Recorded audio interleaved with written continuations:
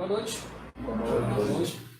Boa noite, pessoal de casa, na internet. A gente vai começar hoje mais uma palestra do nosso circuito de palestras que se pede para quem ICMS no dia a dia. Hoje a gente vai falar sobre antecipação parcial do ICMS. Na última palestra a gente tentou gravar no minuto certo, então vocês que ficam na plateia ficam de olho aqui. Se aparecer qualquer coisa estranha, vocês me avisam para eu poder dar uma olhada, tá? Então, hoje a gente vai focar sobre antecipação parcial do ICMS. Na transmissão passada, na palestra passada, a gente falou sobre substituição tributária. A gente vai fechar esse conjunto agora de substituição e antecipação. Na próxima palestra a gente vai falar sobre o enfoque do declarante, sobre o SPED fiscal. Então, se a gente entender um negócio chamado enfoque do declarante, a gente consegue dominar em 80% do que é o SPED fiscal hoje. A gente vai falar na próxima palestra. E hoje a gente vai focar no assunto que é a antecipação parcial do ICMS. Deixa eu iniciar aqui. Esse é o nosso assunto. E já tem duas palestras que eu estou para contar a história, no conto, né? Vai, nunca. E finalmente agora eu vou botar esse slide aqui para poder me lembrar de contar isso para vocês. Já dei um spoiler para algumas pessoas aqui, quem já sabe, finge que não sabe, a gente vai começar de novo. Bom, quando é que eu comecei a me relacionar com o ICMS, né? Com o SPED fiscal? Na história de 2009, eu trabalhava numa empresa que fabricava painéis elétricos. Eu tinha acabado de formar técnico em logística, e aí eu fui trabalhar nessa empresa que fabricava painéis. E lá a minha rotina era verificar se a nota fiscal estava com os valores corretos, se o produto era aquele que a gente tinha pedido realmente, fazer contagem de estoque, atender o pessoal da produção, e começaram a me pedir para lançar as notas fiscais de entrada no sistema. Tem menos mal, você vai repetindo o que está lá e está tudo certo. Eu achava que era assim. E depois começaram a me pedir para emitir as notas fiscais de venda. Aí foi quando eu fiquei mais desesperado, porque eu não tinha a menor noção de como é que eu emitia uma nota fiscal de venda. Qual era a tributação de ICMS, quem lá era indústria, então não tinha IPI também. Então eu não sabia como é que funcionava isso. Por sorte, meu pai ele ministra cursos na área fiscal, na área tributária, já há mais de 30 anos. E aí eu falei com ele o seguinte: toda vez que você for fazer curso, você me leva, que eu quero aprender esse negócio aí de ICMS, de SPED. Na época não tinha SPED, não, era só ICMS, IPI. Eu preciso aprender isso para usar aqui na empresa. E assim foi. Toda vez que ele ia fazer uma turma, vou fazer uma turma aqui. Estava lá colado, estudando, aprendendo. E no começo era muito engraçado porque tinha um negócio de valor contábil outras. Eu não sabia o que era, para que lado ia aquilo.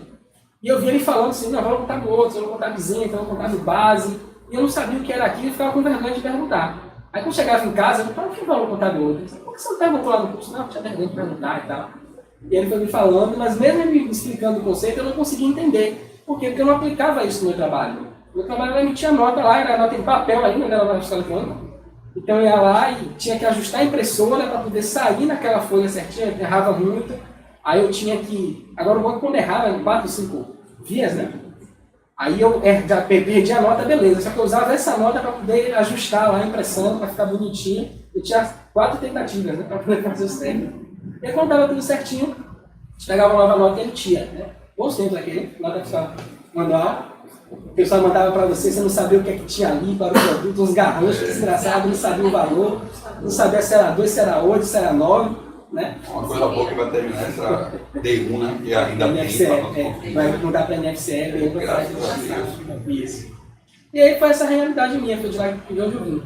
Depois de um ano fazendo isso, esse processo de estudar rotineiramente, quase todo final de semana eu estava fazendo curso.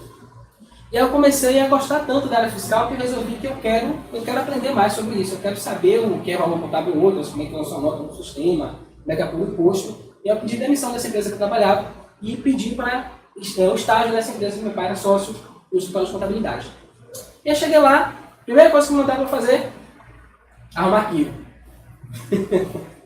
Tinha lá aquela porrada de nota fiscal, de documento, eu tinha que organizar aquilo, colocar dentro de caixa arquivo, colocar dentro lá de uma salinha que era uma bagunça. Aquela sala, quando você entrava lá, tinha cadeira por cima da outra, enfim, tinha que arrumar a primeira sala para depois arrumar o arquivo. Mas assim, eu sobrevivi, depois eu comecei a lançar as notas fiscais, aí era de 9 da manhã até 4 da tarde só lançando nota fiscal. E eu queria apurar imposto, eu queria mandar declaração, eu queria apurar ICMS, mandar simples, você só vai lançar nota fiscal. E era o que eu fazia. Então essa era a minha rotina. Chegou um tempo que eu já não aguentava mais ver nota fiscal. E aí aconteceu uma coisa. A menina que trabalhava comigo, que era minha chefe, por algum motivo ela resolveu sair da empresa. E foi tipo, da noite pro dia. E eu falei: minha chance agora. Aí eu parei de chegar às 9 e sair às 4. Comecei a chegar às 8 e sair às 8 da noite. E aí todo dia eu estava lá, mexendo, funcionando nas coisas. Tiveram algumas pessoas que me ajudaram, os colegas de setor. Eles tinham outras atividades, outras empresas para cuidar. Então, tinha uma pessoa lá que eu me lembro que ela cuidava só das empresas de São Paulo.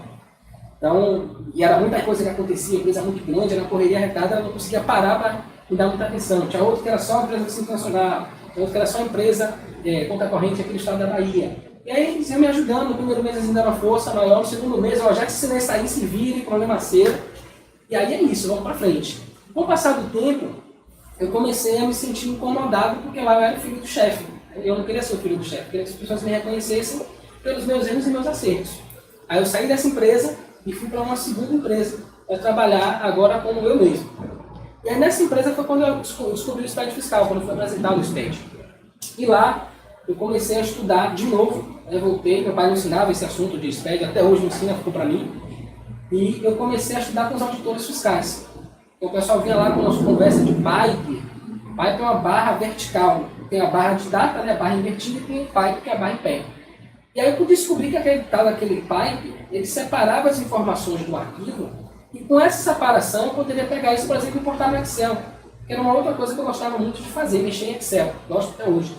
Então, estava conversando mais cedo, né, o pessoal ia para tomar cerveja, ia jogar bola, eu ia para casa mexer em planilha de Excel. Ia dormir 3, 4 horas da manhã fazendo isso.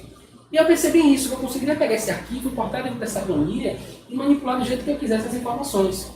E foi aí quando eu comecei a desenvolver algumas planilhas para facilitar o meu trabalho no dia a dia com relação ao SPED. E eu fui começando a aprender como é que funcionava a lógica, fui começando a pegar os erros, pesquisar na internet e fui me desenvolvendo. E passou muito tempo, as pessoas começaram a me perguntar: olha, esse negócio do SPED, como é que você está? Eu estou me virando aqui, eu estou com um problema aqui, com um erro tal, como é que resolve esse erro? Ah, você é tranquilo, você vai lá, faz assim e tal, está resolvido. Beleza, beleza. Bom, e a vida foi passando, foi seguindo, de repente as pessoas já começaram a perguntar: mas vem cá, você cobra quanto para poder ajeitar o arquivo aqui para mim? Não cobra nada não, mandei para mim. Aí mandava, pegava o arquivo, mandava de volta para a pessoa. Daqui a pouco apareceu uma empresa lá que estava com muito problema no SPED, não sabia como resolver, a contabilidade que era com ela tinha que mandar o SPED redondo. Aí eles me chamaram, um mês, ó, olha esse SPED aí, eu olhei e tal. Tem como ajeitar? Tem. Aí eu ajeitei o SPED todo e tal, devolvi. Beleza. No mês seguinte, a mesma coisa. Aí, dá uma olhada nesse SPED aí, fui lá, ajeitei, resolvi. No terceiro mês, minha cabeça, você não quer... Cobra um valor aí para poder você fazer esse negócio para gente no mês aí. Rapaz, não sei quanto é que eu vou cobrar para fazer isso, não tinha nem noção. Aí a gente definiu um valor lá, não lembro quanto foi, acho que foi R$500 na época. E eu comecei todo mês a pegar esses arquivos, analisar e devolver o arquivo redondo para mandar para a contabilidade. De repente chegou outra empresa, depois mais outra, quando eu vi já era consultor SPED fiscal. Eu não tinha nem noção do que eu estava fazendo.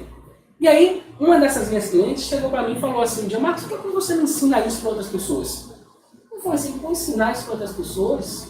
Eu não sei se as pessoas vão querer aprender isso, se as pessoas vão pagar para me ouvir falando sobre isso.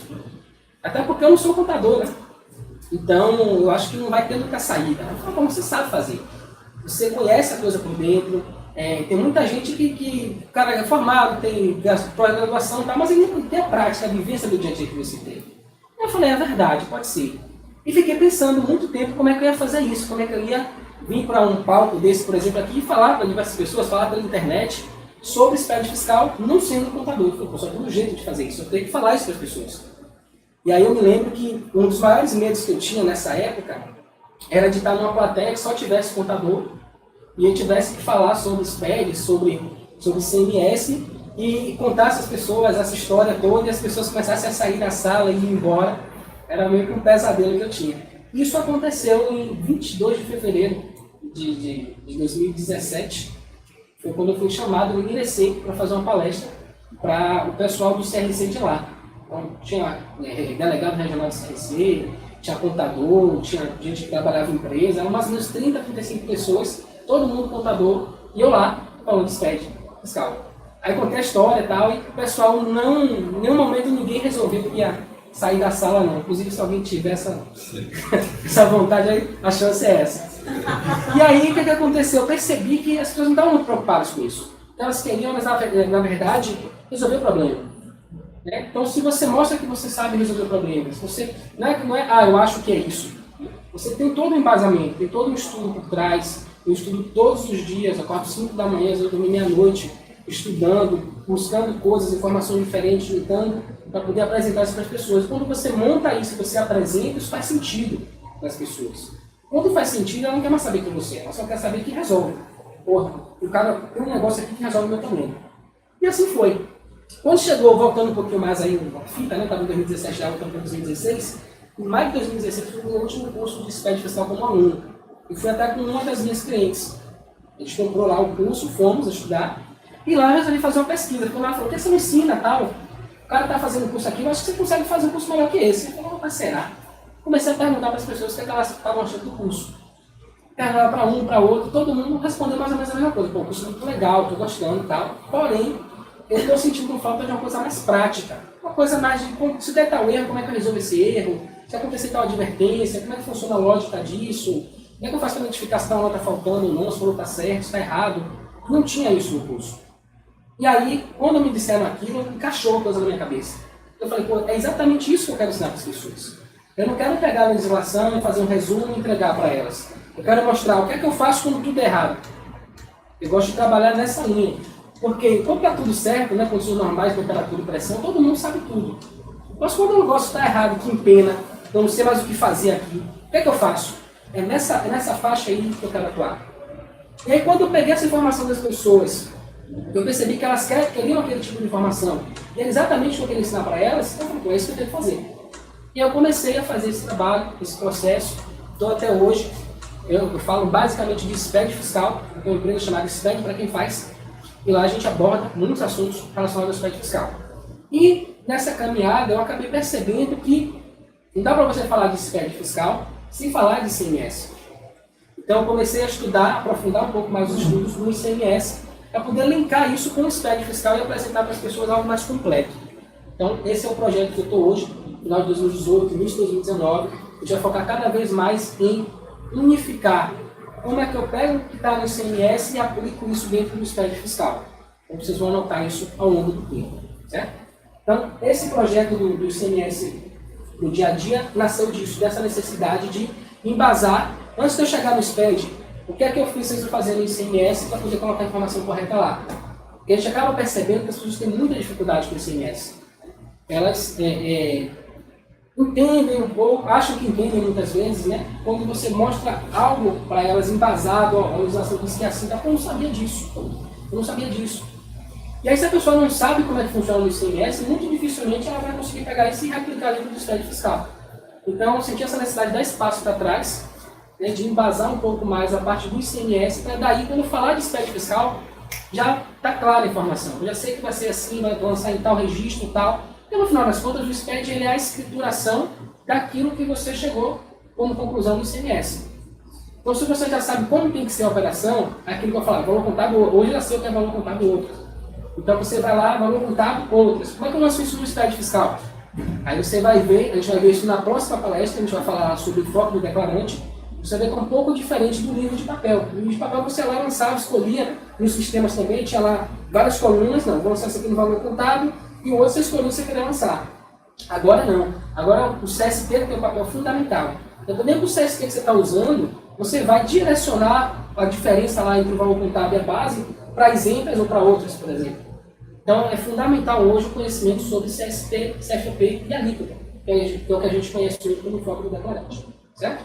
E aqui estou eu, hoje já na quarta palestra, a gente estava falando sobre ICMS. A gente falou inicialmente sobre os aspectos constitucionais do ICMS. Mas por que é que eu acho que isso é muito importante? Eu costumo dizer que se eu só tivesse 10 minutos para falar sobre ICMS, para qualquer pessoa, eu falaria sobre a hierarquia das normas tributárias. Por quê? Existe uma confusão muito grande quando se trata de qualquer tributo, na verdade. Né? Porque a gente não sabe aonde buscar a legislação. Então, uma hora o pessoal diz que é uma coisa, outra hora o pessoal diz que é outra, outra hora o cara diz que é assim, mas na verdade tem um detalhe aqui que ficou faltando, e a gente fica muito perdido nesse processo. Quando eu comecei a estudar ICMS, eu percebi que existe uma lógica nele.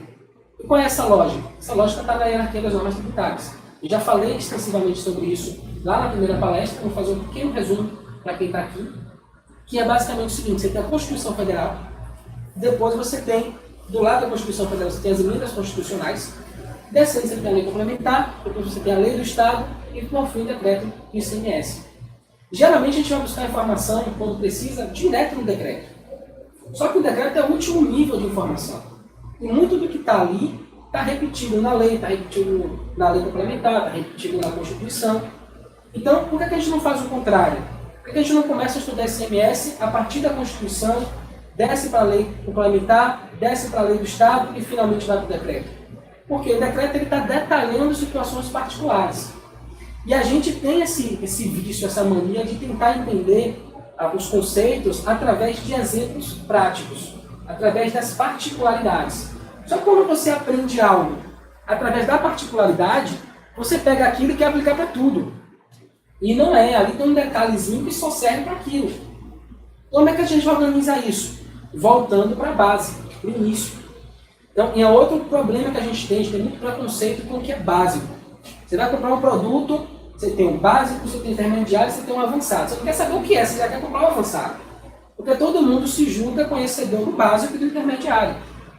Independente do assunto, não estou falando de ICMS aqui. Mas geralmente é assim, eu já trabalho com ICMS, eu já lanço nota fiscal, vou fazer um curso, não vou fazer um curso básico, eu já sei o básico, eu vou comprar já um avançado. Só que eu vi isso, né, na prática, de tanto fazer curso lá com meu pai, gente que chegava para fazer o curso básico de ICMS e saía de lá, rapaz, não sei nada de ICMS. Básico. Então tinha gente que chegava lá para fazer o avançado, não, já conheço, tal, domino tudo, não sei o quê, e de repente, não, mas professor, e tal coisa, o rapaz saía básico. Básico? É, essa parte tem que ser básico. Eu não sei nada de ICMS. Então, o que é o básico, o que é o avançado? O avançado é aquele básico que você não estudou. Você pega uma coisa que é básica, junta com outra coisa que é básica, junta com outra coisa que é básica, você começa a ver que é construir um muro. Então a gente tem que muitas vezes começar a construir nosso conhecimento do teto. Não dá para fazer isso. Pelo menos eu não conheço uma forma de fazer isso hoje. Você tem que começar de baixo. Então você vai na Constituição Federal, você pega lá o que é ICMS, que ele fala você tem imposto de circulação de mercadoria, de produtos e serviços, com frete interestadual e intermunicipal. Só ali, ao básico do básico do básico, você já viu aonde o ICMS vai incidir e aonde não vai. Se é transporte interestadual e intermunicipal, quer dizer que dentro do município não vai incidir. Então você já sabe isso.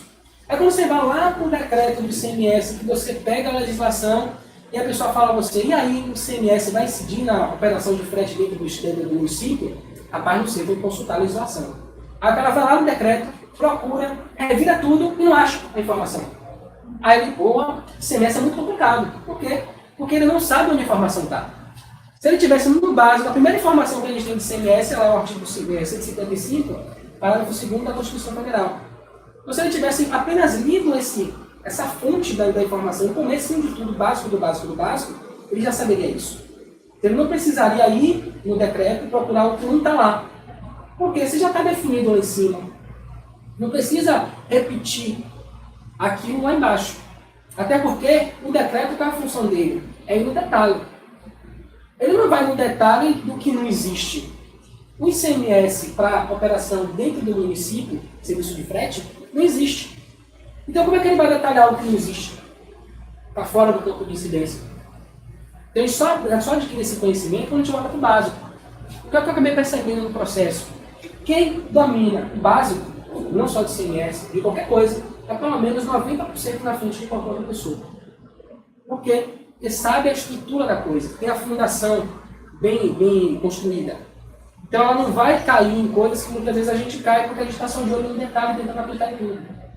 Então foi isso que eu tive mais ou menos na primeira palestra. E com esse mesmo conceito a gente vai tentar transmitir hoje os assuntos relacionados à antecipação parcial. Só com um detalhe. No caso, tudo que a gente viu até hoje, a gente tem um embasamento na Constituição e vai descendo para a lei complementar, a lei do Estado e assim sucessivamente. No caso da antecipação parcial, não. Por quê? Não existe previsão legal de antecipação parcial na Constituição Federal e nem na lei do ICMS, na lei Candido, que é a lei complementar 87 de 96.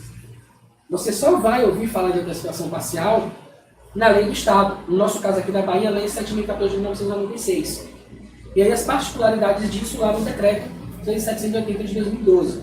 Ou seja, cada Estado vai definir ou não. Tem Estado, por exemplo, que não tem antecipação parcial. Eu não lembro agora de cabeça qual, mas tem alguns que não tem esse dispositivo, não tem essa figura de antecipação parcial. E a gente vai ver isso. De qualquer forma, o que é que eu vou passar aqui? São conceitos. Tem as particularidades do Estado, que eu chamo no decreto, mas a gente vai passar os conceitos. O que é uma antecipação parcial? Tem um modelo disso. Com todos os Estados, por mais que tenham a sua própria legislação do que é antecipação parcial e as suas particularidades, eles vão seguir uma lógica, eles vão seguir um conceito. Então, quando a gente entende o conceito, fica muito mais fácil de aplicar nas particularidades. A gente sabe que é esse o conceito aqui, só que isso aqui tem um pouquinho a mais. Tem um detalhezinho aqui que a gente tem que adicionar quando tratar desse tipo de produto, desse tipo de operação. Então fica muito mais fácil você entender CMS quando você entende um conceito e depois você só precisa fazer um puxadinho para poder aplicar algo que é particular daquele produto naquela situação. Certo? Então, é assim que a gente vai seguir aqui hoje. Vamos iniciar aqui, próximo slide, a gente tem o que é antecipação parcial do CMS. E interessante, quando a gente vai embasar esse conhecimento, essa informação do que é antecipação parcial, a gente já está, de uma certa forma, entrando também no fato gerador da antecipação parcial do CMS. Então, a gente começa aqui pelo artigo 12A da Lei 7.014 de 1996. O que é que diz lá? Isso aqui está transcrito lá, está exatamente assim lá. As aquisições interestaduais de mercadorias para fins de comercialização será exigida a antecipação parcial do imposto a ser efetuada pelo próprio adquirente, independentemente do regime de apuração contábil, mediante a aplicação da alíquota interna sobre a base de cálculo prevista no inciso 3 do artigo 23, deduzindo o valor do imposto destacado no documento fiscal de aquisição. Se a gente entender isso aí, a gente já pode ir para casa. Porque tudo que é antecipação parcial já está definido aqui. Vamos lá, destrinchar as características. Quando é que vai incidir a antecipação? Então, o que é antecipação parcial com base nisso aqui? É um imposto que eu pago quando eu compro de fora do Estado para revender. Ponto. De maneira resumida, seria isso. Quais são os detalhes, quais são as particularidades disso? Eu vou detalhar aqui e a gente vai ver isso ao longo de toda a nossa apresentação. Tá? Então, aquisições interestaduais. Então, eu só vou ter antecipação parcial se eu comprar de fora do Estado. Se eu comprar de dentro do Estado, se eu comprar... vou deixar esse detalhe para o nosso frente. Então, se eu comprar de dentro do Estado, eu não vou ter antecipação parcial. Seguindo um pouquinho, a gente vai ver que vai ser exigida e vai ser efetuada pelo próprio contribuinte. Então, antecipação parcial pode ser paga pelo meu fornecedor? Não. Então, nunca vai ter uma antecipação parcial paga pelo meu fornecedor. Só que não. Lá na frente a gente vai ver que existe casos de antecipação parcial e o fornecedor é responsável por tributar uma operação. Então, você tem que ir meio com a substituição tributária com antecipação parcial misturada. Isso aí são as particularidades que a gente falou. Então, é importante a gente começar do começo, para quando chegar lá embaixo a gente entender que nessa operação específica aqui é diferente, mas todo o resto é da maneira que a gente estudou até aqui. Certo? Finalmente a gente tem a linha independente do regime de apuração adotado. Então, se eu sou simples nacional, vou pagar antecipação parcial? Vou. Eu sou no presumido? Vou. Qualquer... eu sou MEI, vou pagar? Vou. Mas MEI paga aqui antecipação parcial.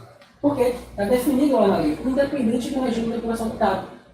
E aí a pergunta é a seguinte, como é que eu faço então o cálculo da antecipação parcial?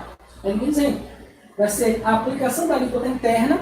Então a alíquota interna está onde? No produto. Geralmente a gente qual é a alíquota interna da Bahia? 18. Não, a alíquota interna da Bahia não é 18. A alíquota geral da Bahia é 18. Só que cada produto tem a sua alíquota. Então se você está trabalhando, por exemplo, com munições, armas e munições, você não vende isso para a polícia ou para nenhum órgão de defesa pública, você vai pagar esses 18 ICMS? Não, você vai pagar pelo menos 38, mais 2 de fundo de combate à pobreza, 40%. Então é a alíquota do produto. Como a gente generaliza as coisas, não é bem assim. E eu vou aplicar essa alíquota aonde? Na minha operação. Qual é a base de cálculo? Aí ele disse que você tem que ir lá no artigo 23, no inciso 3º, para poder ver. E depois, o que você vai fazer? Você vai deduzir o valor do ICMS destacado no documento fiscal de aquisição. Então é a fórmula. Como é que eu faço para calcular a antecipação parcial do ICMS? Valor da operação, eu vou aplicar minha alíquota e vou deduzir o ICMS que deu destacado na norma. Pronto, é assim que eu faço o cálculo da antecipação parcial. Então note que eu tenho só um artigo aqui. E aqui eu já falei tudo. Sinceramente, falando sério, se a gente tivesse essa percepção de captar essas coisas, acabava aqui a palestra. Não precisava falar de mais nada. Tem as particularidades, claro, né? Mas o conceito é esse. Se a gente aplicar isso, a gente vai acertar 90% das vezes. Seguindo, não aplicabilidade. Quando é que eu não vou aplicar a antecipação parcial do ICMS? Então a gente tem algumas situações. Isso está no parágrafo 1º. Note que todos os slides, ou a maioria dos slides que eu vou passar para vocês aqui, tem a base legal. Então, dificilmente aqui eu vou falar para vocês algo que eu acho que é assim.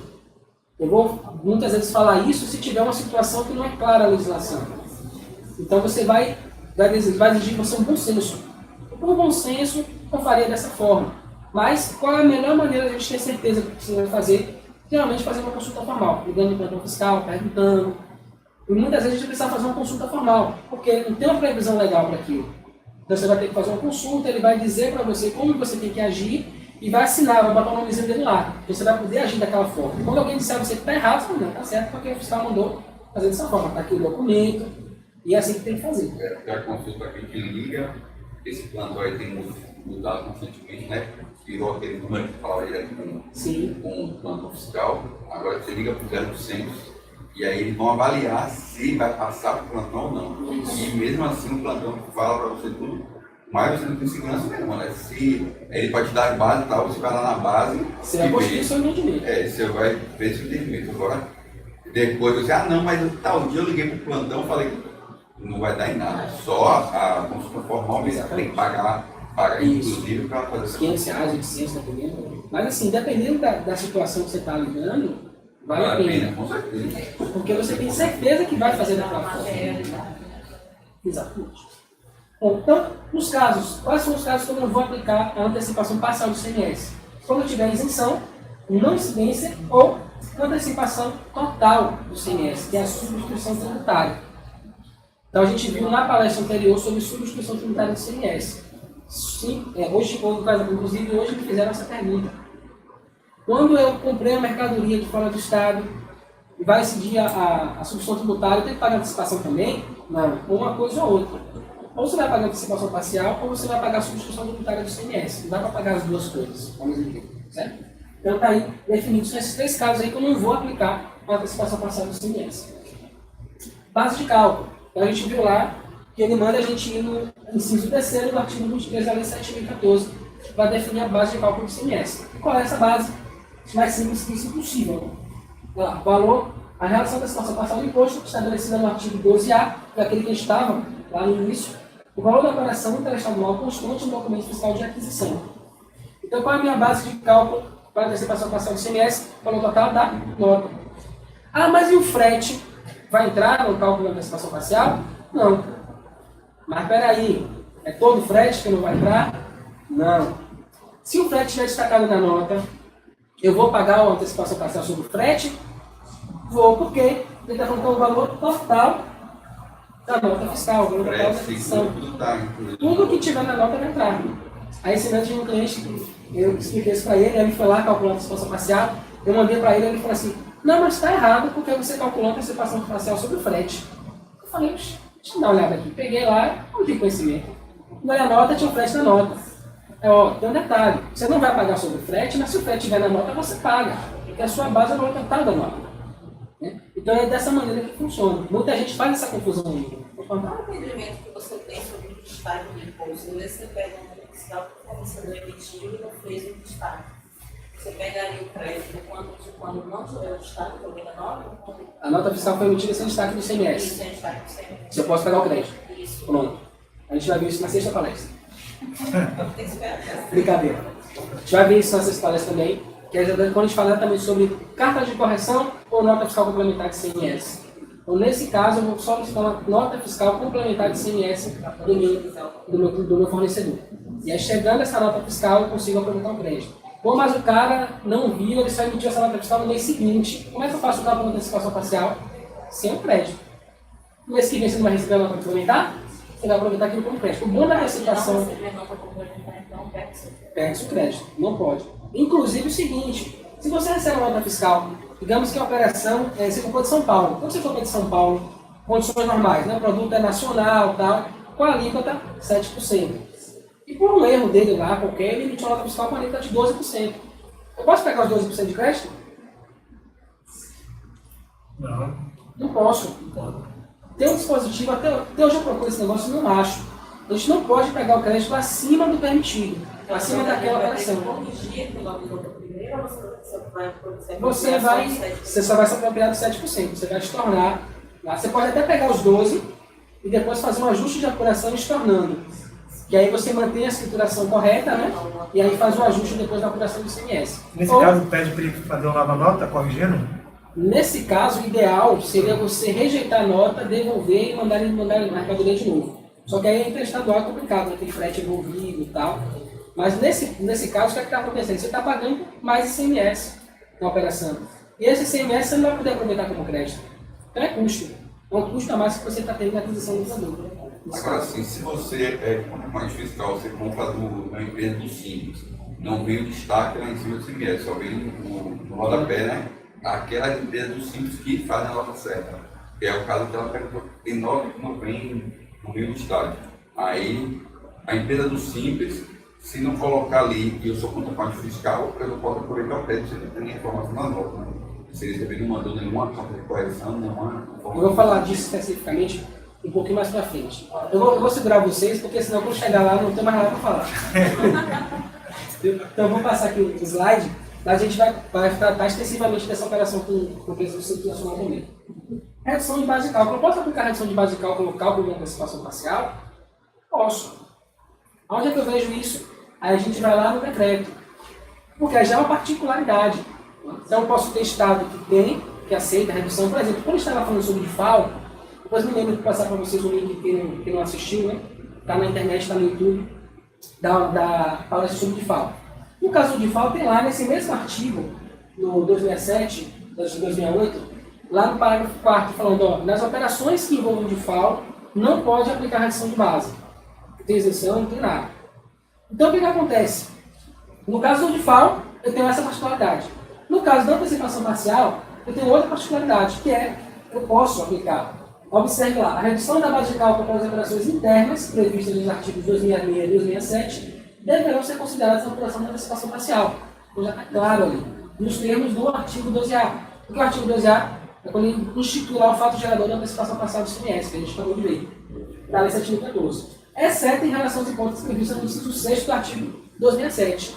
Eu adoro essa parte da legislação, né? Porque você está lá empolgado lendo e de repente ele fala, ó, artigo tal. Aí você chega no artigo tal, você começa a ler, aí chega lá no meio e fala, ó, vai para o artigo tal. E aí quando você chega no final, que não tem mais artigo para você entrar para ver, aí você para e pensa assim, eu estava estudando o que mesmo? Eu estava lendo o que? Não lembro mais.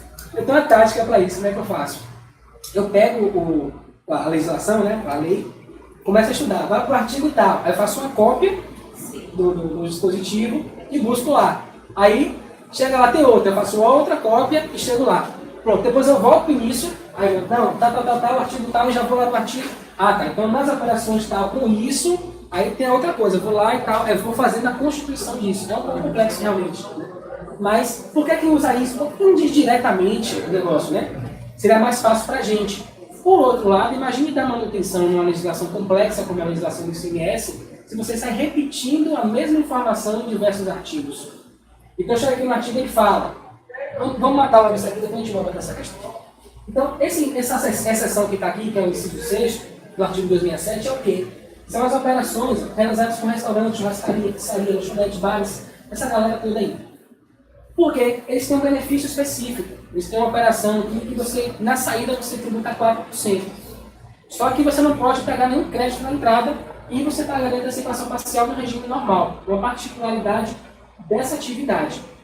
Então, todo mundo que apura a antecipação parcial pode usar a redução se tiver, exceto essa galera aí. Aí, por que ele não chega lá e fala isso? Então, ele voltaria aqui e escreveria tudo isso aqui. Deus tem um outro artigo que ele cita de novo essa mesma legislação. Aí ele copia tudo e cola aí. Beleza, fica claro para a gente entender. Porém, imaginei que ele precisou dar uma manutenção disso aqui. Agora é isso tudo aí, só que o pessoal de hotéis, motéis e pousadas não estão mais dentro dessa galera.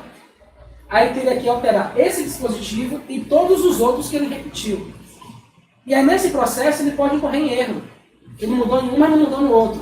Então daria uma confusão nos infernos.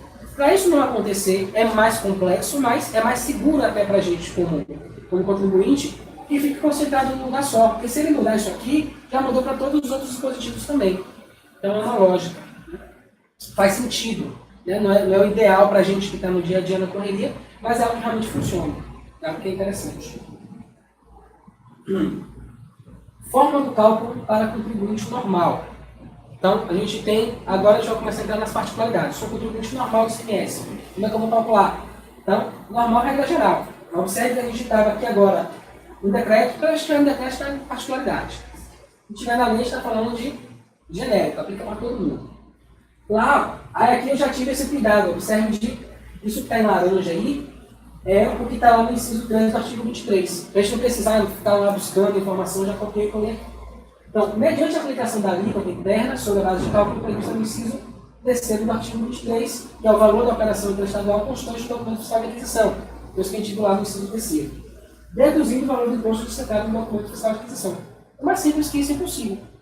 Eu vou pegar lá a alíquota interna do produto, que a gente já viu, né? Onde é que eu vejo a alíquota interna do produto? Você tem o artigo 15 e o artigo 16 da lei complementar, da lei 7.014 de 1996. Então lá está definido. No 16A, eu vou ver quais são os casos que eu tenho fundo de combate à pobreza. Então ele vai dizer, ó, os produtos tal têm incidência no fundo de combate à pobreza. Então lá que eu vou pegar essas alíquotas. Depois que eu descobrir a alíquota, eu vou pegar a base de cálculo. Qual é a base? A gente já viu, que é o valor total do documento de aquisição. Então, se tiver frete, se tiver despesa acessória, entra tudo. Você pega o valor, não precisa nem pensar. Valor total da nota. Pega o valor total da nota e coloca na base e aplica a alíquota interna do produto. E o crédito destacado no documento fiscal de aquisição. Ah, mas você falou aí agora que se o cara tiver destacado a maior, eu não posso pegar o crédito, mas aqui na legislação está dizendo que o crédito destacado na nota. Só que é aquela coisa, bom senso. É o crédito destacado na nota, subentende que a pessoa vai fazer a coisa normal. A legislação não vai ficar prevendo os casos que o cara errou.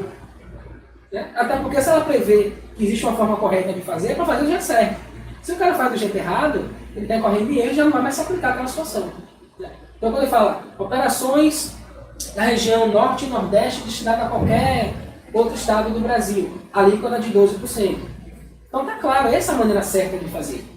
Ele não tem como chegar na legislação e dizer, se o cara aplicar a alíquota de 7%, está errado, tem que ser 12%. Não mande ninguém. Então, ele vai dizer qual o certo que a gente precisa fazer. Se você não fez o certo, você incorreu um erro em outra legislação. Ele não vai prever o erro em outra legislação. Ele vai prever sempre o correto. Forma do cálculo para Simples Nacional. Agora está entrando naquela situação que vocês estavam em dúvida aí. O que é que eu tenho aqui? A linha B, inciso 7 do artigo 321 do decreto. Nós que aqui a gente já entrou em particularidade de novo.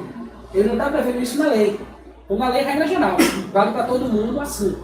E as exceções a gente vai tratar dentro do decreto. Às vezes tem a exceção da exceção dentro do decreto. Então, a regra geral, dentro da regra geral, tem outra exceção. E às vezes acaba voltando para a regra geral que está na lei. É uma confusão. Bom, nas operações com bens e mercadorias sujeitas ao regime de antecipação de recolhimento do imposto, nas aquisições em outros estados e Distrito Federal. A linha B, sem encerramento de tributação, antecipação parcial, hipótese que será cobrada a diferença entre a alíquota interna e a interestadual, sendo vedada a agregação de qualquer valor sem prejuízo das reduções previstas no artigo 273 e 274. Então vamos lá, por partes. Esse artigo aqui, 321, ele está falando sobre a forma de calcular a antecipação parcial para quem for optante do Simples Nacional. Não sou aplicante do Simples, como é que vai ser o cálculo da antecipação parcial? Acho que ele cita lá, né? Sem encerramento da tributação. Será cobrada a diferença entre a alíquota interna e a alíquota interestadual. O que é isso? Diferença entre a alíquota interna e a interestadual? Lembra o nome disso? Diferença de alíquota e alíquota. Então, é uma maneira, você está fazendo um cálculo de DIFAL no final das contas. Né? Qual a alíquota? Agora sim, de novo, qual a alíquota correta da operação interestadual? Tal. Qual a alíquota do produto? Tal. É isso que você vai sempre considerar. Né? E a gente pensar, mas o cara emitiu a nota fiscal errada. Então, como ficar prevendo cada situação? Vai ser sempre feito com base no que é correto. Então, interestadual só tem 3 alíquotas. Ou vai ser 4, ou vai ser 7, ou vai ser 12. Quando é que vai ser 4, quando é que vai ser 7, quando é que vai ser 12? A próxima palestra. A gente vai aprofundar lá quando a gente vai falando sobre o cálculo do declarante, tá? Agora, se o erro for para você coloca o erro maior, se for para menor. Pronto. Se é essa outra palestra. A gente vai ver na coisa de falar sobre antecipação, sobre carta de correção ou nota fiscal complementar. A gente vai ver essa situação. Na prática é o seguinte, sempre que for menor o destaque do imposto, eu vou pedir uma carta ou nota fiscal complementar. Sempre que for maior, eu perdi. Ou eu refaço a operação, devolvo, mando ele fazer de novo, ou eu perdi.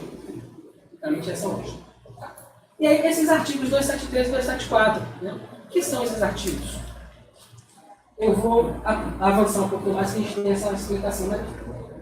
São as particularidades para as MS e EPPs. E tem algo muito interessante também, porque acaba existindo uma confusão. Toda ME e EPP é optante pelo Simples Nacional? Não.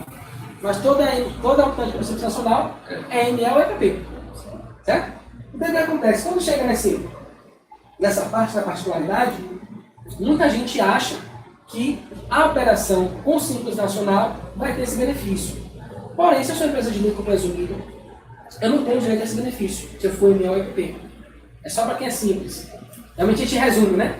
Não, 273 vale para quem é simples. Não, para quem é ME ou EPP. Independente do regime de apuração do custo, certo? E que benefício é esse? O 273 foi revogado.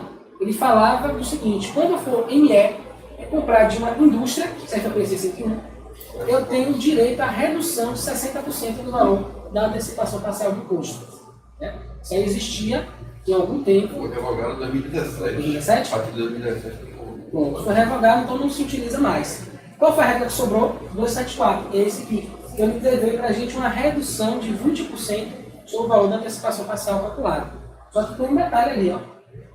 Na hipótese do contribuinte recolhendo prazo regulamentado.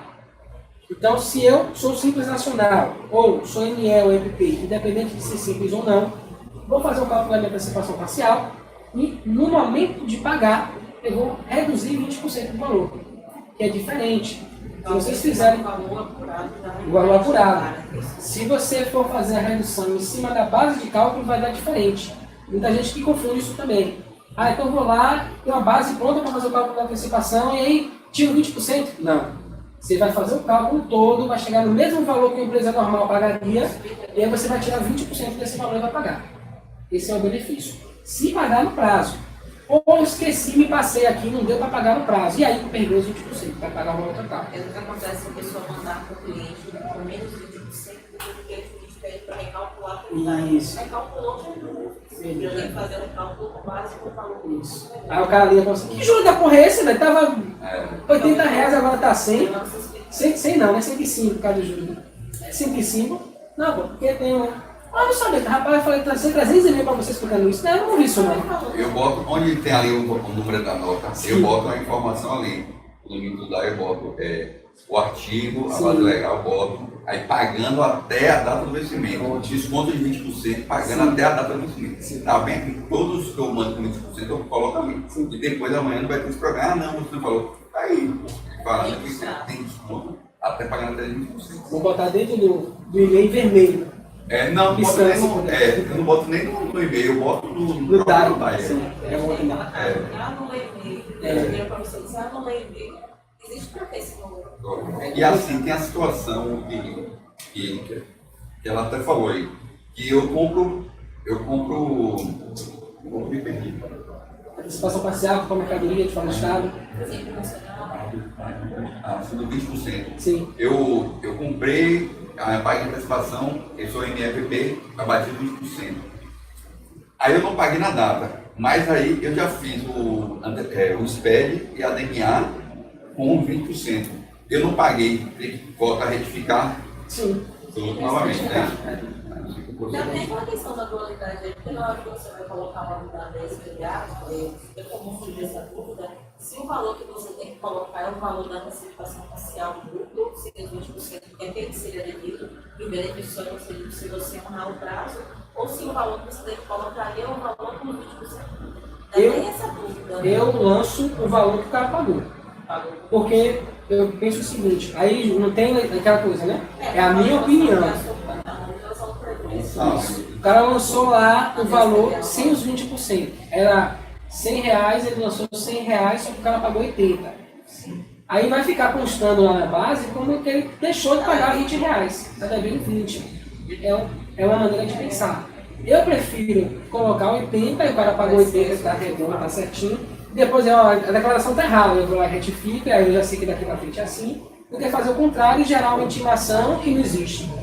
Até vai ter defesa, mas até você fazer defesa, apresentar processo. Exatamente. Porque a gente presume vai ter que pagar. O estadual deveria estar equipado para entender que o imposto deve vir com aquele valor menos dos 20. Né? Ele só vai ter esse benefício se ele pagar dentro do prazo.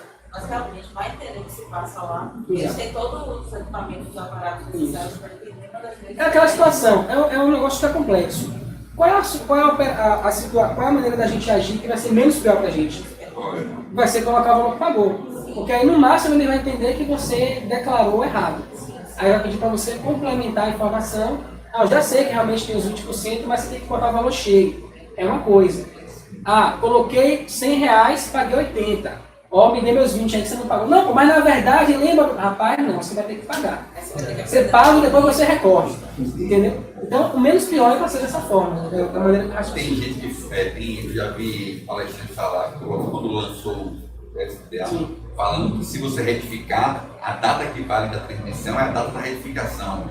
Não é porque tem a data do dia 28, né? Aí se você mandar, vamos supor, mês que vem você percebeu que o cliente não pagou, aí você vai retificar a dia 28 que você mandou, falando que não é com 20%, é 120%. Aí você estaria substituindo a outra que você não tivesse enviado no prazo, e você... Aí, por enquanto, não está gerando nada nenhum. Um palestrante, eu vi um palestrante da CEFA falando isso, também não sei até como é que vai ser aplicado, acho que até agora não. Eu acho que isso é tranquilo, porque se você guardou o recibo, né? Ó, eu transmiti, está aqui e manda a retificadora. E já você manda a informação que é retificadora. Porque tem na lei, né, falando que pode retificar, sendo que a retificação substituiu a data. Mas ele tem lá na base as duas, tem retificador. Prazos de recolhimento. Onde é que eu tenho que recolher a minha antecipação parcial do ICMS? A gente vai ver isso lá no artigo 332 do decreto.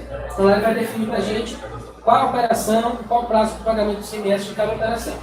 Lá no inciso 3º, antes da entrada no território desse Estado, de mercadorias procedentes de outra unidade da federação ou do exterior, observamos o parágrafo 2º do 3º artigo.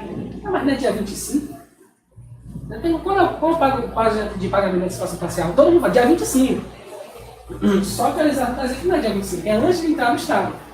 E agora como é que resolve isso? Aí é aqueles casos que a gente tem, né, da exceção, da exceção, da exceção. Como é que funciona qualquer legislação? Eu tenho lá os artigos, geralmente os artigos vão dar para a gente a regra geral. Artigo com inciso. Então se for isso é isso, se for isso é aquilo, se for isso é aquilo outro. E tem os parágrafos. O que os parágrafos fazem? Ou eles detalham um pouco mais, ou eles criam exceções. Geralmente vai ser sempre essa regra. O artigo vai definir a regra geral, os incisos vão detalhar para casos particulares a regra geral, e os parágrafos vão dando as exceções. E aqui não é diferente. Então ele diz para a gente lá, no inciso B, não pagar os regimes de substituição tributária destinados à comercialização relativamente à antecipação parcial do ICMS. Ele está detalhando que, nesse caso aí, essa operação, a antecipação parcial, está claro, o pagamento é antes da entrada no território do Estado. Então, se você é da Bahia, você vai pagar o ICMS antes da mercadoria entrar no Estado. Porque aí todo mundo deve estar pensando, mas é dia 25. Ok. No parágrafo 2º, desse mesmo artigo, ele diz: o contribuinte regularmente inscrito no cadastro do Estado da Bahia, que preencha cumulativamente os requisitos a seguir, poderá efetuar recolhimento de imposto ou antecipação de datas alíneas A, B, C, D e R escambau. No nosso caso, o que interessa é a antecipação parcial, que está destacado ali, até o dia 25 do mês subsequente, ao da data da emissão do MDFE. O que é MDFE? Manifesto de Documentos Fiscais Eletrônicos. Manifesto de Documentos Eletrônicos Fiscais. Mas essa é a regra. Só que observe que ele falou, ó, preencha cumulativamente os requisitos. Então a gente precisa saber que requisitos são esses para a gente poder ter o direito de pagar no dia 25. Quais são? Tem lá 4 pré-requisitos. O primeiro é uma empresa que já tenha mais de 6 meses de atividade dentro do Estado e já tenha adquirido mercadoria de outra unidade da Federação. Então essa é a primeira regra. Segunda, não possua débito indicativo, a menos que as suas exigibilidades tenham suspensa. Então isso aqui é muito interessante. Quando eu trabalhava ainda em escritório, que tinha lá 60 clientes para fazer, de 3 em 3 meses, 6 em 6 meses, a gente fazia uma análise para ver quem está descredenciado e quem está credenciado. Porque a gente estava lá, não sabia de nada, de repente, a mercadoria está presa. Presa? Como assim? Não, acho que está presa lá, que não pode passar não. Mas quando a gente ia lá olhar, estava descredenciado porque ele estava pagando a antecipação. Quando eu comecei a trabalhar com contabilidade do fiscal, rapaz, quando eu falava, a mercadoria estava presa, falava para mim, eu chego a me tremer, eu falei, como é que eu vou fazer para soltar essa mercadoria? Ficava com medo, a mercadoria está presa, liga tudo para a contabilidade, a mercadoria presa. Aí eu tremia, Bem parabéns. Mas como é que eu vou resolver isso? Isso aí, desse mesmo. E aí, prosseguindo, a gente tem mais duas situações, que é esteja adimplente com o recolhimento do ICMS, ele está pagando em dia, e esteja em dia com as obrigações acessórias e atenda regularmente as intimações fiscais. Então, para eu pagar no dia 25, não é a antecipação parcial dia 25, não. Eu tenho que cumprir todos esses requisitos aí. O que acende uma luz na nossa cabeça, né? Esse não é. Imagina aquele cliente que chegou no seu escritório esse mês, deixou para fechar o contrato com você bem perto da data de gerar essas obrigações, para você fazer todas as checklists, olhar se ele está em dia, se ele não tem débito inscrito, se ele obrigações concessões, fazer todo esse levantamento de manejo. E é o que acontece muito, às vezes o cliente chega faltando 2, 3 dias para fechar. Sim, cara. Verdade. Hoje a gente tem um DTE que é um pouco, facilita um pouco mais. Você tem um resumo lá, já diz o que é que está faltando enviar, se enviou, se não Para enviou. você ter acesso ao DTE, hoje com a certificação de código ajuda bastante. Quando você faz, permite que você consulte o certificado. Mas se não tiver certificado, você vai ter que esperar o cliente mandar a senha estadual, mandar não sei o quê, porque ele nunca sabe, ele nunca lembra. O computador DTE não passou para ele no computador. E ela tem um padrão, não vou falar o que está gravando o vídeo aqui, mas já tem um padrão, mas assim, né? Agora, a maioria das pessoas segue credenciado. Consulta lá se está credenciado, se não está. Credenciado não paga. Se não está credenciado, paga antecipado. E-mail, né? Se e-mail, independente do tempo ou não, e quando compra, tem que pagar. Exato. Também pode sumir, né? 28? Também pode sumir, né? Ela está ali hoje, de repente. Porque a mídia fala, meio que precisa de contador. Bota o meio de comércio que compra fora do estado, meio que precisa de contador.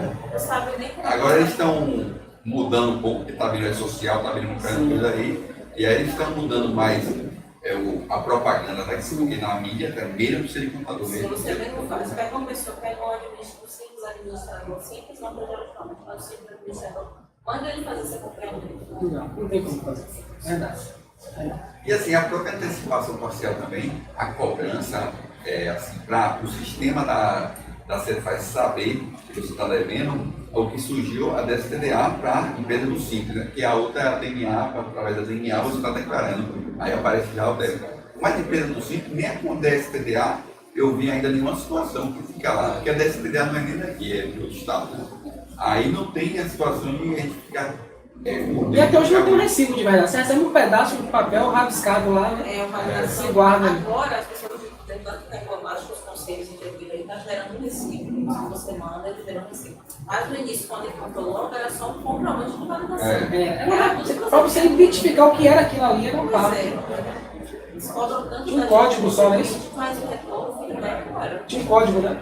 Era um código lá e esse código identificava que você transmitiu. Estadual, mas o código que era que você tinha comprovando que você mandou. Agora tem um TED, tem um recibo, tem um TED com o comprovante, mais o recibo. Mais o recibo, aí gerou um recibo. Foi bom. Pois bem. Próximo passo. Parágrafo 2º. Olha que interessante isso aqui. O prazo especial previsto no parágrafo 2º, que é dia 25, para quem descobrir aquelas situações lá, deste artigo somente será concedido se houver emissão de MDFE vinculada ao documento fiscal da operação, ainda que o contribuinte atenda os requisitos definidos no referido dispositivo. O que é que isso quer dizer? Quando ele sai, eu vou para trás. Tempos atrás, quando eu descobri, né? O que é que ele está dizendo? Sou uma empresa credenciada, pago no dia 25, porém, o cara que vai fazer o transporte não emitiu MDFE, manifesto da nota fiscal. Quando é que eu tenho que pagar a antecipação? Antes da mercadoria entrar no Estado. Como é que eu vou saber disso? Mas tem que estar na nota fiscal, lá no portal da nota fiscal, lá embaixo, no finalzinho, tem os eventos da nota fiscal. Um desses eventos é a MDFE. Aí você tem que entrar lá e ver qual é a data da MDFE. Se não tiver aquilo ali, aí você vai ter que pagar, fazer o pagamento antes da mercadoria vir de lá para cá. Então todo mundo já está no costume de que é 25, que é assim que funciona. De repente você recebe a porrada e não sabe por quê. Aí você vai lá, na Cefaz, consulta, não, está credenciado, a Cefaz está viajando. Você chega lá, liga para o fiscal, não, está faltando MDFE. E aí? Complicado isso. É mais uma atitude no sentido de obrigar o parceiro lá, que vai contratar pela transportadora, a fiscalizar a transportadora. Agora sim, está mais tranquilo isso, porque eles estão cobrando bastante que a transportadora emita MDFE. Fiz até um artigo falando disso, sobre o que é MDFE, como é que funciona. Basicamente é assim, você tem que emitir um documento, que é um documento que vai acompanhar a carga, que é o manejo que chamava antes. Né? Então ele emite esse documento, ó, eu vou levar nota fiscal tal, não é nota fiscal produto, mas na nota fiscal tal, de tal estado para tal estado. Sim, isso. Só que assim, se você tem lá um produto que você vai vender tal, você pode colocar quantas notas você quiser. Mas você vai pegar essa mercadoria, vai vender de meio no caminhão. Uma parte vai ficar na Bahia, outra parte vai ficar em outro estado. Você tem que fazer MDFEs diferentes para aquela situação. Cheguei na Bahia, mudou, agora não vai mais ficar aqui na Bahia. Eu vou para outro, tenho que fazer outro MDFE, vinculando, levando. Então ela vai mostrar qual é o trajeto que aquela mercadoria fez. Então tem que ter isso aí. Se não tiver, volta para a regra geral. Então qual é a regra geral para regulamento da antecipação parcial? Não é dia 25, é antes da mercadoria entrar no estado. Muita gente passa nisso. Agora, eu não entendi onde foi que você disse que é que dá para consultar se tem MDFE ou não. Você vai no portal da nota fiscal eletrônica, portal.nfe, ponto fazenda, lá você vai colocar a chave da nota. Sim. Caixa, tal. Vários. Na primeira aba logo, não precisa nem mudar. Na primeira aba você desce, aí você vai falar eventos da NFE. Aí se está autorizada, se está cancelada, se tem conhecimento de transporte associado, e vai ter lá manifestação, se vai ter ou não, a gente vai ver isso também na última palestra, e vai ter lá MDFE associado. Isso aí, se a contabilidade recebesse a nota, quando fosse emitida, recebesse logo essa nota, né, para fazer consulta. Só recebe, às vezes no outro mês, ali lá. Só que quem é que tem a responsabilidade de fazer essa verificação? É quem comprou. O seu escritório de contabilidade. Você tem 50 clientes que pagam a antecipação parcial. Você tem condições de fazer essa verificação todos os dias dos 50 clientes? Não. Então quem tem que fazer isso é o cliente. Só que muitas vezes essa informação não chega nele. Então, essa é a minha função aqui. Ó. Existe isso, vocês são os contadores, nós vamos pegar isso e vamos passar para o cliente. Ó, cliente, é isso aqui. Mas o cara não faz. Problema dele. Você avisou. Botou lá em letra vermelha, em negrito. Ó, se você não fizer essa verificação, corre o risco de você ter que pagar uma multa de 60% de ICMS. Você quer pagar essa multa? Não. Depois Então de tomar a faça um primeira negócio. pancada, ele no mês seguinte. Depois da primeira ele vai começar a fazer o processo correto. Mas isso é trabalho seu, né? Você entrar para ele. Tem muita coisa que você acha que é do contador, não é. Por exemplo, aspecto fiscal. O que gera aspecto fiscal? Já vi isso na palestra que vem. Eu vou ficando dando os spoilers, que é para vocês voltarem. Entendeu? Da próxima palestra a gente vai ver isso. Então, sou escritório de contabilidade. Meu cliente me emite espécie fiscal. Problema dele. Você vai fazer o quê? Aí, um problema só para vocês terem uma noção. O cara pega as notas fiscais, manda para você. Que agora, o que é o documento fiscal? Não é mais o GANF, não é o papel, é o XML. Aí o cara pega um papel e manda para você. Aí você pega esse papel e lança no seu sistema.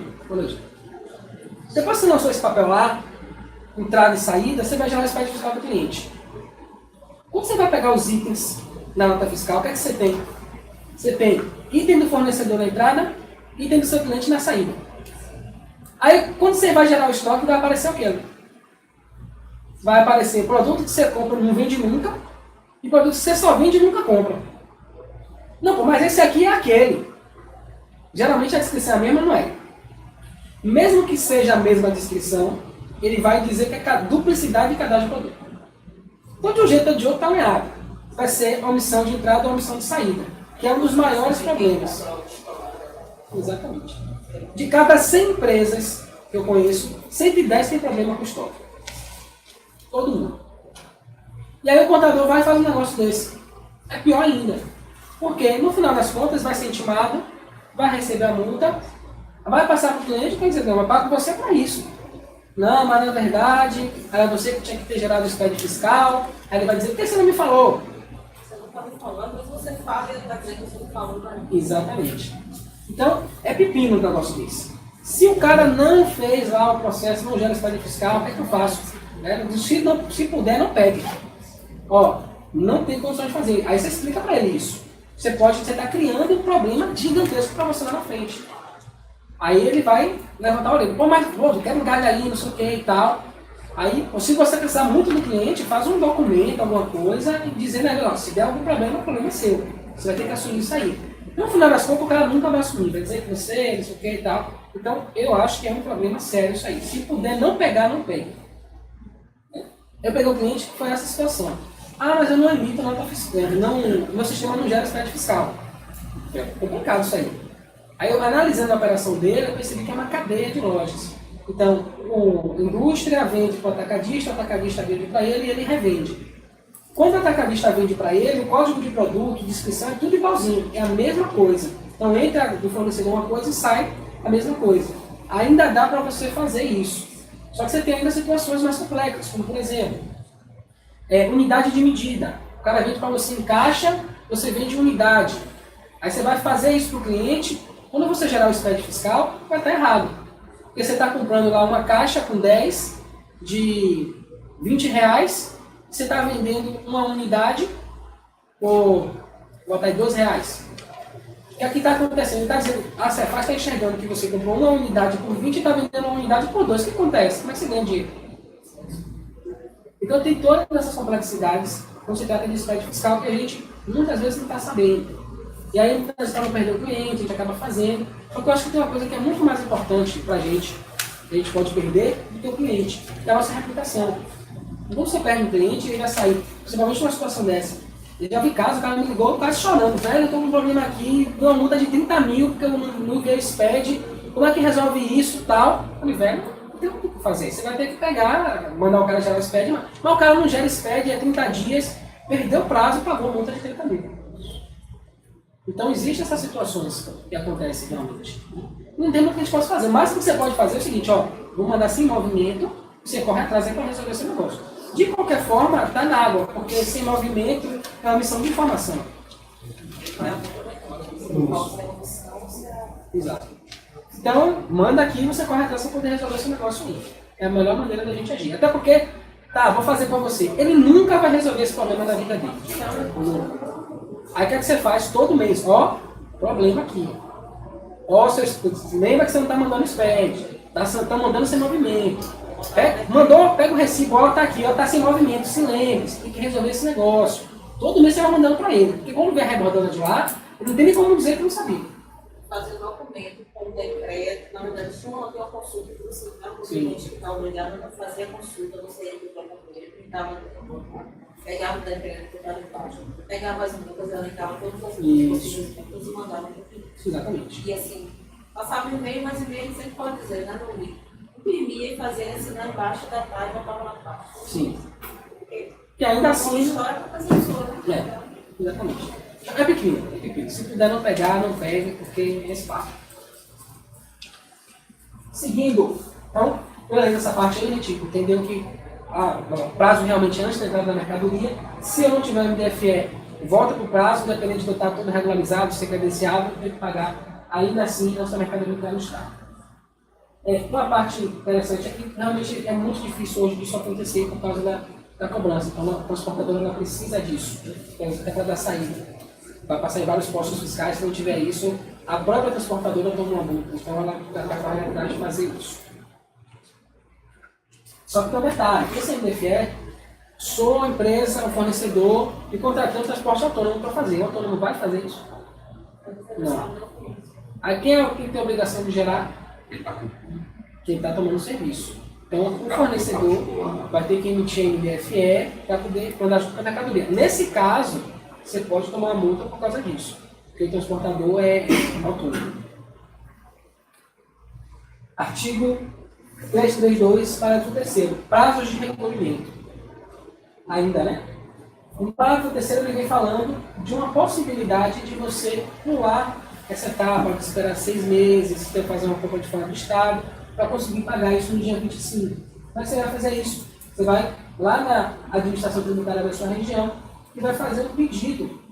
Ele vai analisar a sua capacidade contributiva, se você é empresa grande, se você, como é que é a sua, se você tiver outras unidades, ele vai observar tudo isso para poder fazer com que você pule esse prazo de 6 meses e já passe a fazer o pagamento no dia 25 do mês seguinte, dependendo do volume de negócio que você gera dentro do estado. É um processo administrativo. É um processo administrativo. Você vai lá fazer um pedido, né? Ele gera o número de protocolo, você vai acompanhando. Ela seria, então, no caso, antes da empresa começar a operação ou ela está em operação? Ele vai levar um prazo. Constituiu a empresa, você já logo. Mas pode ser a qualquer momento. Só não faz sentido depois de 6 meses, porque já está querendo Passou sair. o prazo. Artigo 296, ele falou agora sobre as particularidades do álcool de uso não automotivo. Eu não vou aprofundar nisso. Alguém que trabalha com álcool de uso não automotivo? Não, né? Bom. Eu não vou aprofundar nisso porque é algo muito específico dessa atividade. Eu coloquei isso para vocês terem a noção de que existem essas particularidades. O que acontece aqui no caso do álcool? É uma operação de antecipação parcial do ICMS, não é substituição tributária, então é IVA que você vai calcular. Porém, ela tem toda a característica de substituição tributária. Porque quando eu compro isso de fora do estudo, eu tenho um código específico de DAI, então tem toda uma operação particular para esse álcool aí. Um código de DAI específico só para ele, você faz o cálculo normal, só que se você comprou de fora do estado, tem um protocolo lá que quem está vendendo para você tem que fazer esse recolhimento. Antes da mercadoria vir para cá. Ele emite lá a nota fiscal, gera o DAI, paga e manda junto com a carga do álcool. Aí já chega aqui com a antecipação parcial paga. Então, é um caso de particularidade que a gente tem de antecipação parcial do ICMS. Certo? Aí se vocês quiserem aprofundar nisso, se algum dia precisar pegar uma empresa não automotivo, né? Então, bem que trabalha com combustíveis, vai já ter isso. Mas está aí o artigo, é só pegar isso, estudar, está lá o procedimento todo certinho, bonitinho, como é que tem que ser. Aproveitamento do crédito.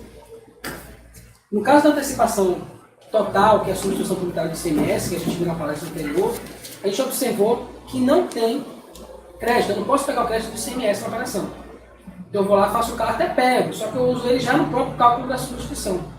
Então aquele valor que vem na nota fiscal destacado, quando eu aplico lá MVA, valor tal, que eu vou abater, eu abato o valor que está na nota. Então o valor da antecipação, da substituição tributária que vem na nota, já vem abatendo aquele ICMS que está na própria nota. Então você já aproveita ele ali naquele cálculo. Certo? No caso da antecipação parcial, eu posso aproveitar sim esse crédito. Como é que eu vou fazer isso? Artigo 309, inciso 2º. Ele diz para a gente como é que eu posso fazer isso. Todo imposto antecipado parcialmente será cujo imposto seja apurado pelo regime de conta corrente fiscal. Então, sou simples nacional, posso pegar o crédito da antecipação parcial? Não. Porque ela está dizendo que o contribuinte tem que ser conta corrente fiscal. Então, para a Receita, né, para o Estado, você tem lucro real, lucro presumido, simples, MEI. Para o Estado, você tem conta corrente fiscal e simples nacional. O MEI está dentro do simples nacional já. Então vai ser uma coisa ou vai ser outra. Se você for conta corrente fiscal, aí você pode ser lucro real, lucro presumido, tanto faz, arbitrado, você vai pagar dessa forma. Se você for MEI para o simples nacional, não tem direito ao crédito, vai ser custo. Certo? Como é que eu faço para pegar esse crédito? Vou lá na escrituração, créditos do imposto, outros créditos do registro da apuração do ICMS, no período que ocorrer o recolhimento. Então, fiz o cálculo da antecipação parcial esse mês, já posso pegar o crédito? Não. Eu tenho que verificar se houve um pagamento da antecipação parcial para poder pegar esse crédito. Como é que eu faço essa verificação? Eu te pergunto, cliente, você pagou? Eu paguei. Beleza, ele vai lá e lança. É uma maneira de você fazer isso e ter certeza de que realmente houve um pagamento. Dentro da Cefaz, eu não tive a ideia de fazer isso agora, não coloquei os slides aqui.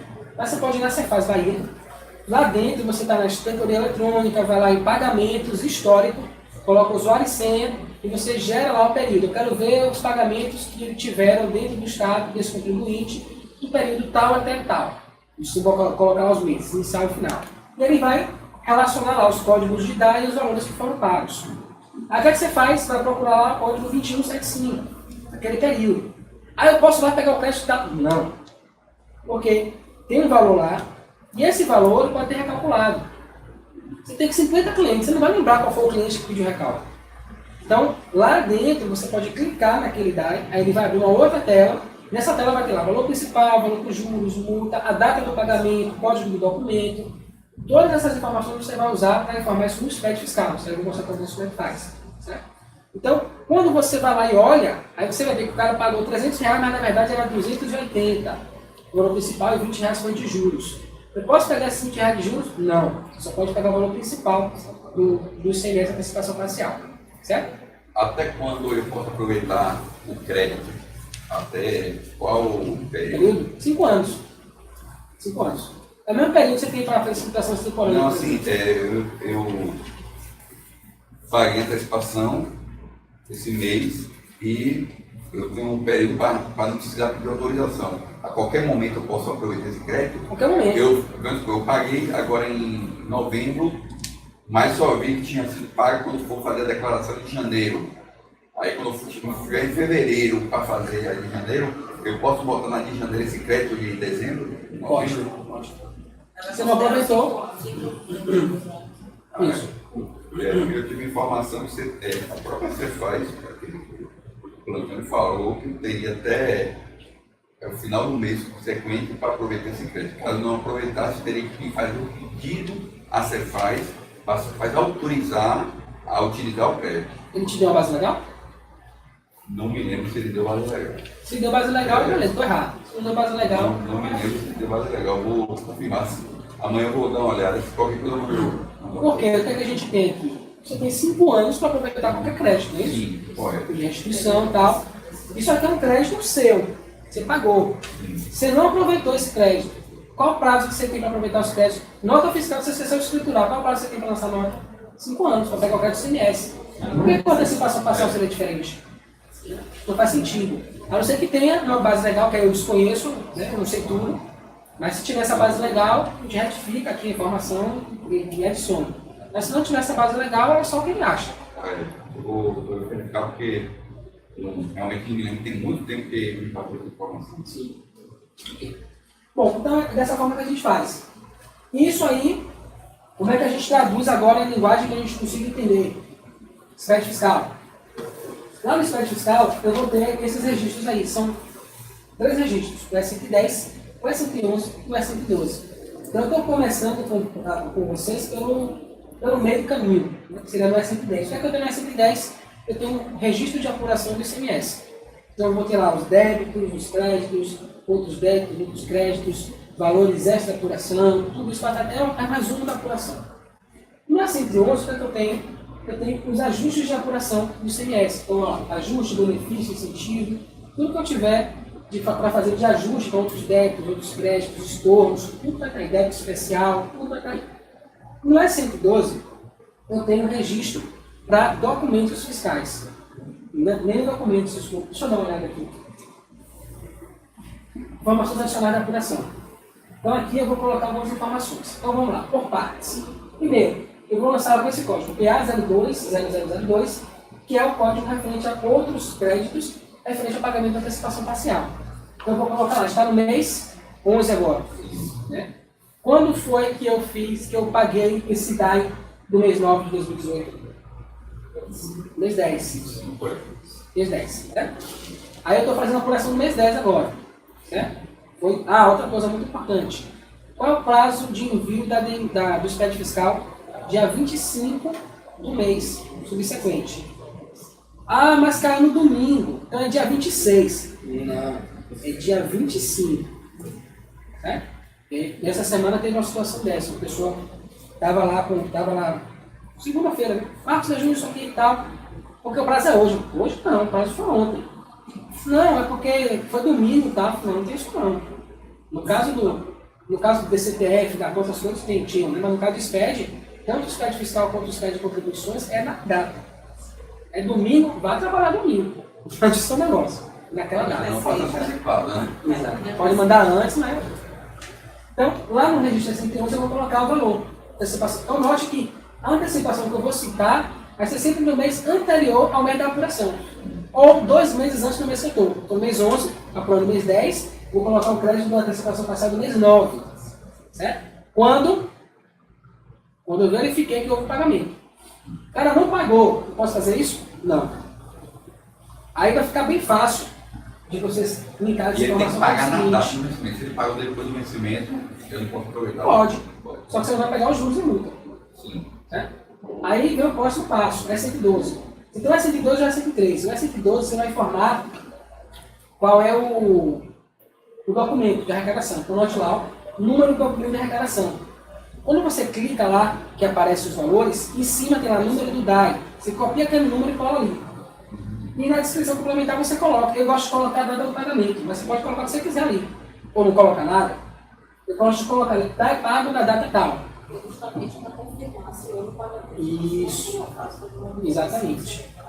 Então você foi lá, fez o processo, lançou o valor do crédito, chegou no E112, tem que botar o número do DAI e tem que botar a data que pagou. Não tem essa informação, posso pegar o crédito? Não. Aí paga tudo, volta tudo para trás. Certo? Depois que você fez isso, e só depois, aí você vai para o E110. Quer que volte aqui?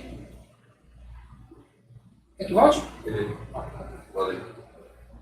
E110. Inclusive esses slides são de vocês, tá?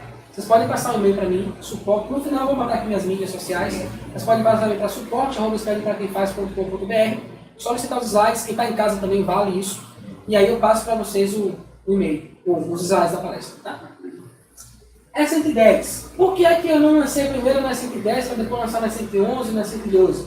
Porque tem um pulo do gato aqui.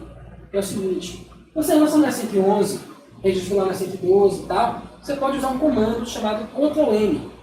Tecla Ctrl mais N. Quando você faz isso, ele gera a apuração do SPED fiscal. Então o que ele faz? Ele gera automaticamente os valores aqui no registro E110. Você não precisa preencher manualmente o registro E110, ele é gerado automaticamente. Por que isso é bom? Evita erro. Então você vai lá, pega a apuração do cliente dentro do seu sistema, olha e vai lançando aquilo ali na mão. Aí onde era, sei lá, R$870, você botou 780, já foi. No final você vai comparar o que você tem no papel, sei lá, onde colocar no sistema, no sim, verdade. Mas ainda assim, tem cara de gente que é. Ctrl+N, pronto, você valida, aí o que ele vai fazer? Como se não tivesse ali os R$500. Ele já vai lançar no campo certinho os R$500, ele já botou lá o saldo credor, credor porque é crédito, né? Então, como não tem débito, só tem lá o valor da antecipação parcial que ele pagou, vai usar o credor de R$500. E esse último campinho aqui, ó, valores recolhidos a recolher extra apuração. Aqui é onde eu vou informar o débito da antecipação parcial do ICMS. Aí já é um pouco diferente a lógica. Como é que eu faço isso? Eu informo no S111 o débito, no caso da Bahia especificamente, você vai colocar ali o código de débito especial. Eu coloquei débito especial antecipação parcial do ICMS. Você vai colocar o valor ali, aí você vai colocar antecipação parcial do ICMS 10 de 2018, que é o mês que você está apurando. O valor do débito. Só que ao invés de você informar isso no S112, você informa no S113. O que é que tem no S113? Tem lá os documentos fiscais que você fez o cálculo da antecipação parcial. Como é que você pode fazer isso? Pode fazer isso de duas formas. Você pode detalhar, nota por nota, os valores da antecipação parcial. Três formas, na verdade, né? Você pode informar o S111 e esquecer. Você pode informar o S111 e informar o S113 os valores por nota fiscal, nota tal, paguei tanto de antecipação parcial, nota tal, quanto de antecipação parcial. E você pode informar por item. Então lá tem o campo, código do item. Você bota o código do item e bota o valor de antecipação parcial que você pagou referente àquele item. É a melhor forma de fazer. Porém, você tem 50 clientes, como é que você vai fazer isso por item? Até para fazer por nota já é complicado. Né? Mas, pelo menos, você pode lançar no S111 o valor de antecipação parcial, você tem a apuração extra, né, aqui na mão. Se for o caso, você mostra lá. Mas o ideal é que pelo menos você consiga fazer isso, informar lá, nem que você gere uma planilha que faça isso de maneira manual, você copia e cola dentro do arquivo, para poder lá os valores, vai ter a nota fiscal, a chave de acesso e o valor da antecipação parcial que você pagou referente àquela nota. Aí você declara o débito. Aí você vai no S116, que é onde você faz uma cópia do DAI, e você vai colocar lá o valor do débito. Código 2175, valor do DAI tal, data de pagamento tal, e pronto. Aí ele vai aparecer aqui, ó, os valores recolhidos vai recolher esta apuração depois que você der o Ctrl+N. Aí tem muita gente que, engraçado, essa semana, teve uma pessoa que estava com uma dificuldade dessa. Não foi a antecipação parcial, não, foi de falta. Pô, estou lançando aqui essa valores extras, né, recolher, não sei o que e tal, mas não está vindo. Aí falou, dá um Ctrl+N aí para ver. O cara deu Ctrl+N. Pô, pagou tudo, velho, agora. Aí falei, é porque você não lançou o primeiro lá no registro. No caso dele, acho que é de Minas Gerais. Então lá é diferente, você informa no registro C197. Aí você vai por nota, ele vai informar de FAO, valor tal, não sei o quê. Você dá o Ctrl+M e ele puxa para cá já fica redondinho. Isso. Então aqui você nunca vai preencher nada. Você sempre vai colocar no ajuste. Ou vai ser C197 ou vai ser S111. Como é que eu sei se vai ser um ou se vai ser outro? Tem uma tabela, acho que é a tabela 5.3. Acho que é 5.3. Se existir essa tabela, aí você está obrigado aos 197. Se ela não existir, é ser 111. Essa é a regra que a gente utiliza geralmente. Tá? Eu não tive tempo de colocar essas informações todas aqui, mas depois a gente vai ajustando e vai melhorando. E terminou. Palestra. Tá bom, obrigado. Essas são as minhas mídias sociais, tá? Meu site, Facebook, Instagram, tá todo mundo aí. Se vocês quiserem acompanhar, seguir, a gente está sempre fazendo alguma coisa, tem artigo que a gente coloca aí no site, tem vídeos que a gente faz, e agora para 2019 eu estou pensando em bombar bastante esse canal aí no YouTube, colocar bastante conteúdo lá, no nosso Twitter, no LinkedIn, Facebook, enfim, várias coisas aí que vocês podem acompanhar a gente. Pessoal de casa, obrigado. Quem quiser os slides da palestra, pode solicitar. Não coloca o e-mail aqui nos comentários não, porque vai ficar difícil de eu pegar um por um. Manda um e-mail direto para suporte@estradepraquemfaz.com.br e aí quando chegar na minha caixa esse e-mail eu já respondo com os slides para vocês, tá bom?